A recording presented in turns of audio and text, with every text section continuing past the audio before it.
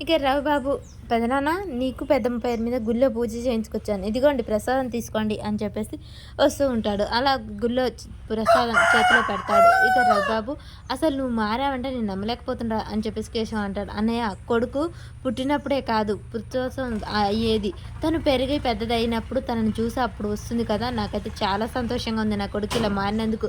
"అవునురా రవిబాబు" అని చెప్పేసి అడగబోతూ ఉండగానే రేణుక కూడా, "నా కొడుకు ఇంత మారినందుకు నాకు చాలా సంతోషంగా ఉంది బావగారు" అని చెప్పేసి రేణుక చెప్తూ ఉంటుంది. "కేశవ, నీలో సడన్గా ఇంత మార్పు ఎందుకు వచ్చిందిరా? అసలు మారాలని ఎందుకు అనిపించింది" అని చెప్పేసి కేశవ అడుగుతాడు. ఇక ఆ మాట వినగానే రవిబాబు తడబడుతూ ఉంటాడు. చాముండి పక్కనే ఉండి, "చెప్పురా రవిబాబు చెప్పు" అని కేశవ అంటూ ఉంటాడు. చాముండి ఉండి, "చచ్చింది గొర్రె, ఇప్పుడు ఎలా చెప్తాడో చూస్తాను" అని చెప్పేసి అనగానే ఇక రవిబాబు అయితే అందరి ముఖాలు చూస్తాడు. ఒక్కసారిగా చూసి ఇక పాట అందుకుంటాడు. పాట వింటూ వాళ్ళకి అసలు ఏమి అర్థం కాదు. వీడేంటి, ఏమన్నా పిచ్చి పట్టిందా వీడికి అని చెప్పేసి అందరూ చూస్తూ ఉంటారు. ఈలోపే చెంచలమ్మ అయితే పైనుంచి కిందికి వస్తూ ఉంటుంది. ఇక రవిబాబు తన పిచ్చి పాట పాడుతూ ఉంటాడు. ఇంటి ముందుకు ఒకతను వచ్చి, "అమ్మగారు, అమ్మగారు" అని గట్టిగా అరుస్తూ ఉంటారు. వీళ్ళందరూ, "ఏంటి, బయట నుంచి ఏదో అరుపులు వస్తున్నాయి" అని చెప్పేసి, "రవిబాబు పాట ఆపురా నీ పాట" అని చెప్పేసి అంటారు. ఇక రవిబాబు ఆపేస్తాడు. బయట నుంచి "అమ్మగారు, అమ్మగారు" అని గట్టిగా పిలుపులు వినరాడంతో అందరూ గబగబా పరిగెడుతూ బయటికైతే వస్తారు. "ఏమైంది, ఏమైంది మలయ, ఇటొచ్చావేంటి" అని చెప్పేసి చెంచలమ్మ అడుగుతూ ఉంటుంది.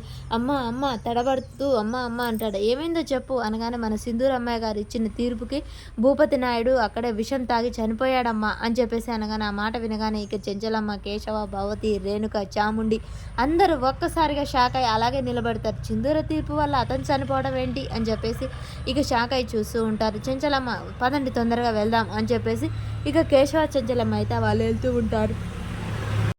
"పదండి, మనం త్వరగా అక్కడికి వెళ్దాం" అని చెప్పేసి వీళ్ళిద్దరూ బయలుదేరుతారు.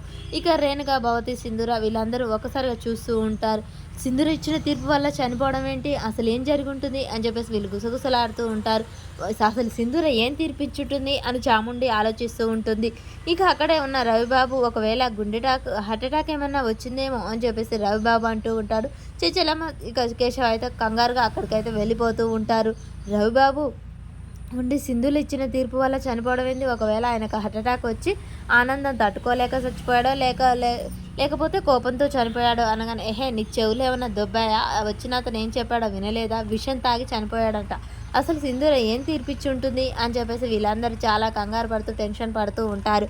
ఇక వీళ్ళలో వీళ్ళైతే గుసగుసలాడుకుంటూ ఉంటారు. ఈలోపే చెంచలమ్మ అక్కడికైతే వెళ్తుంది. చెంచలమ్మ, కేశవ్ చాలా కంగారు పడుతూ ఉంటారు. వాళ్ళిద్దరూ అక్కడికి వెళ్ళగానే అక్కడున్న ప్రజలంతా ఏడుస్తూ, భూపతి కూతురుకు అలా ఏడుస్తూ ఉంటుంది. చెంచలమ్మకి చాలా భయంగా ఉంది.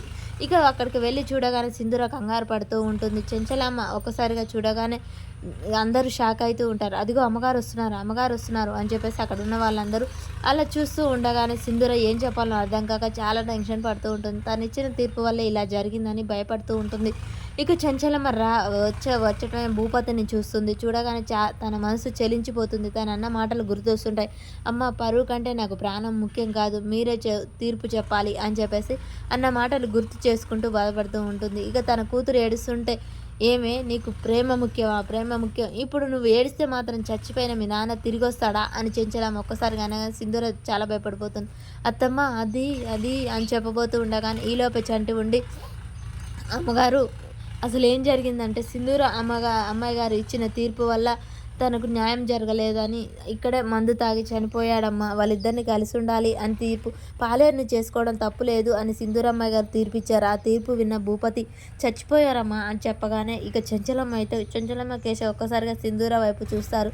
"అలా ఎలా ఇస్తుంది తీర్పు" అని చెప్పేసి వాళ్ళ మనసులో అనుకొని చాలా కోపంగా చూస్తూ ఇక భూపతి కూతుర్నైతే చెడామడా తిట్టేస్తుంది. "నీ తండ్రి ఎలా పెంచాడో నీకు తెలియదా? జమీందారు వంశంలో పుట్టావు. అలాంటిది నీ తండ్రి పరువు, మర్యాద ఎలా ఉంటుందో తెలియదా? ఒక కుటుంబంలో పుట్టి ఇలా పాలేరు నీ కింద పనిచేసే వాడిని చేసుకుంటావా? అలాంటి వాడిని చేసుకుంటే నీకు ఏం మర్యాద దక్కుతుంది? ఏం చేస్తావు?" అని చెప్పేసి చాలా అయితే తిడుతూ ఉంటుంది. అది తిట్టగానే సింధూర ఆ మాటలు విని ఇక షాక్ అయి చూస్తూ ఉంటుంది. "ఏరా, నువ్వు పాలేరుగా వాళ్ళ ఇంట్లో పని చేసావు, అలాంటిది తన కూతుర్ని పెళ్లి చేసుకోవాలనుకుంటావా? అలాంటి వాడిని నువ్వు ఎలా ద్రోహం చేస్తావురా? తిన్నింటి వాసాలే లెక్క పెడతావా? కూలీ నాలి చేసుకుని బ్రతికేవాడి తన కూతుర్ని చేసుకుంటావా అని చెప్పేసి చెంచలమ్మ అయితే చెడామడ తిడుతూ ఉంటుంది. ఎవరైనా జమీందారులో కుటుంబంలో పుట్టిన వాళ్ళు గొప్ప సంబంధానికి ఇవ్వాలనుకుంటారు, కానీ నీలాంటి వాడికి ఇచ్చి చేయాలని అనుకుంటారా అని చెప్పేసి ఇక పాలేరుని ఇటు తన కూతుర్ని ఇద్దరిని తిడుతూ ఉంటుంది. ఆ మాటలు విన్న సింధూర ఇక చంటిని చేసుకోవడం తప్పే, తన ప్రేమ గురించి చెప్పిన చెంచలమ్మ గారు ఇలా చేస్తారని తన మనసులో అయితే అనుకుంటూ ఉంటుంది.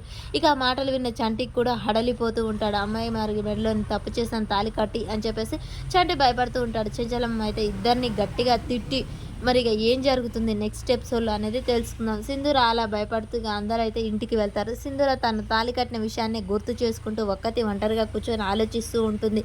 ఈలోపే చంటి అక్కడికి వస్తారు. చెంచలమ్మ అన్న మాటలు సింధూరకు పదే పదే గుర్తుంది. ఎవరైనా తన పిల్లల్ని గొప్పింటి వాళ్ళకు ఇస్తారు, కానీ ఇలా పని వాళ్ళకు పాలేర్లకు ఇస్తారా అని చెప్పేసి చెంచలమ్మ అన్న మాటలు గుర్తు చేసుకుంటూ బాధపడుతూ ఉంటుంది.